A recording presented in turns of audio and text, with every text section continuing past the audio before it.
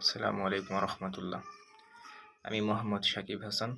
আমার বাসা বাংলাদেশের রাজশাহীতে। আমি একজন জেনারেল পড়ুয়া শিক্ষার্থী। আমি এবার অনার্সে গ্রাজুয়েশন কমপ্লিট করতেছি। আমার খুব ইচ্ছে ছিল যে আমি কোরআনের অর্থ বুঝবো। তো এরইভাবে আমি ফেসবুকে অ্যাডের মাধ্যমে কোরআন ১ বছরব্যাপী কোরআন তর্জমা কোর্সের সন্ধানটি পাই। তো আমি এখন ১ বছর কোরআন তর্জমা কোর্সের ৯ম ব্যাচের শিক্ষার্থী। আমাদের এখন ২১তম ক্লাস চলতেছে। আমি আগে কোরআনের কিছু অর্থ বুঝতে পারতাম না। তো আলহামদুলিল্লাহ আমি এখন কোরআনের কিছু কিছু আয়াতের অর্থ বুঝতে পারি।